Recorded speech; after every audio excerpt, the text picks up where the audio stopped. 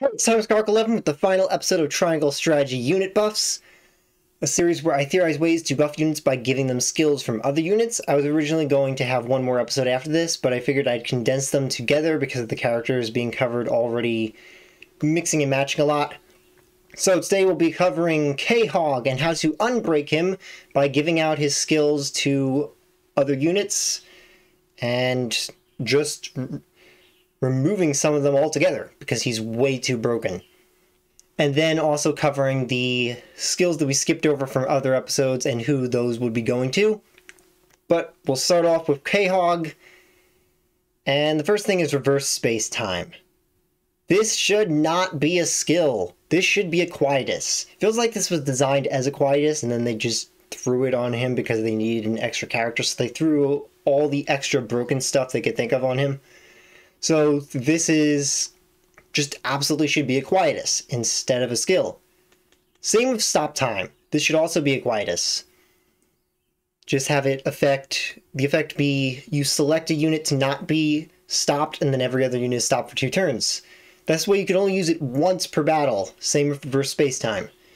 That would be much better than having it be spammable. And remain and recover. This can go to decimal. It's not going to be much of an improvement on him, just an extra little bonus thing. So this way when he is already doing what he's doing of staying still to charge TP, then he can also recover any HP he might have lost too. Distorted space. Switch the positions of yourself and a selected unit, any unit, enemy, or ally. This goes to Picoletta. So she already has switched places with her decoy, which is absolutely worthless because of how niche it is. This should be the effect of switch places instead. Let her use it on any unit altogether, not just her decoy. Any unit she can switch places with. This would make her a lot more mobile and give her more mobile utility. And yeah, she would be the best to give this to. Warp space. This one should go to Gila. I think it should go as her final promotion skill. That way she doesn't get it too early. Maybe make it 3 TP instead, just because the ability to move another unit is so valuable and so rare. So I would give that to Gila. Maybe make it a bit harder to obtain, with a bit harder to use, with increasing the TP cost for it and making it come late. This way, she has a bit more competitive value in the things she can do besides just healing. And in due course, I would also give this to her so that she, again, has another thing she can do besides just healing. And maybe reduce the effect of this a little bit. Currently, it's, I think, 25% of max health. So I'd change that to just 10% of max HP, since she's not supposed to be a damage dealer.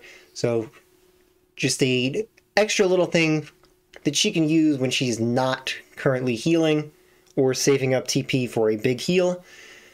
So just gives her a bit more competitive value in what she uses her TP for.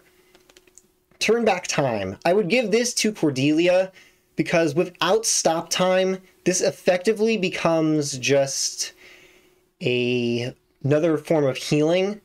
But I would also increase this to 3 TP since Cordelia gets TP very easily. So this would basically just become another form of healing for her. And time compression, Gila already has this as haste, so no reason to give this to anyone. So that's it for Quahaug's skills. They would be a lot less broken by giving them out to various other units instead of having one unit with all this stuff together. And just stop time and reverse space-time absolutely should not be skills at all. They should be quietuses. Now onto the skills that we skipped over from previous episodes. The first is Flaming Arrow from Trish. I don't have it on screen here, but Flaming Arrow should go to Archibald. Also, a Swift End should go on to his weapon chart. And Act Again can be his ultimate because his weapon skill is just really, really bad. So Trish's Act Again should be his weapon skill instead, but because he would make way better use of it than her, it should be 4 TP instead of 3 TP. I mean, look, his weapon skill is so bad I didn't even unlock it. And next is Up and Up from Hasabara. Deal more damage the more TP you have. This should also go to Archibald. It fits his kit already with mostly just staying still and using basic attacks, so he's not using TP all the time. This way when he does gain TP, just very slight boost to his damage. Also, another thing to mention about Gila is that we are very lacking in cavalry units. So, because she already has fight or flight, which gives her more mobility, on promotion, she should get a horse. This way, it would differentiate her more from Cordelia, who's basically just strictly a better healer than her. So this would make Cordelia more the stationary healer and Gila more the mobile healer, which they kind of already are. It's just it would differentiate them more if Gila had even more mobility by having a horse with Knight's Bane, and put Fight or Flight as a weapon chart upgrade. Also, for those in need, we go into weapon chart to make space for the other skills that we were giving her from Quahaug. And then, of course, with giving her a horse, raise her movement up to 5. This way, when Fight or Flight is active, she has 6 movement and is a much more mobile healer than Cordelia, who's only at 4 and wants to stay still all the time. Next is Rudolph. Rudolph should also get a horse, and Knight's Bane along with it. Thrill of the Hunt and Those Who Wait can go onto his weapon chart. And instead of a horse, though, in concept art, he was shown as riding a wolf. So that would be infinitely cooler than what we actually got. So I would make him a cavalry unit on a wolf, and then give him 5 movement.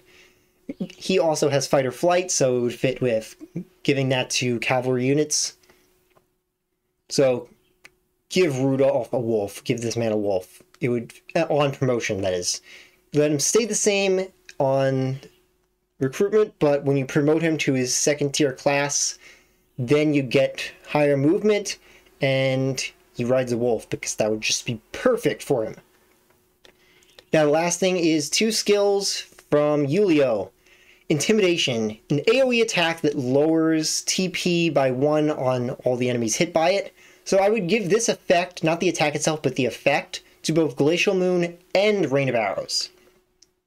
So Intimidation is pretty hard to use, because it's, even though it's AoE, it's only AoE around Yulio, so it means he needs to frontline to actually use it. So giving the effect of TP down to Rain of Arrows and Glacial Moon would make it a lot more competitively useful compared to the other things they are already doing, because Corentin and Rudolph both have a lot of things they already want to be doing, so this would give their weapon skills more value if it could be used as a sort of debuff. And I'm giving it to both of them because they're root exclusive, so this way you get the same effect on their weapon skill regardless of which one you recruit. And then finally, Inheritor. I would replace Self-Sacrifice as Cordelia's upgrade skill, class promotion skill, and give her Inheritor instead. This way she could also have a use as a TP battery on top of the healing. It would be a little bit more broken for her, but she is a root exclusive character, so this way you get a broken character on every single option for Chapter 15, as I went over with the Spoiler Man Dragoon, who would theoretically become the other Chapter 15 recruit in place of Travis and Trish. So Self-Sacrifice, just not a lot of reason to use this.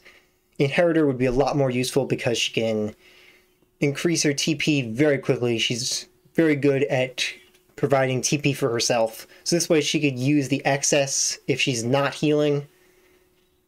It wouldn't be something you use a lot because she's still going to prefer using Above and Beyond most of the time anyway.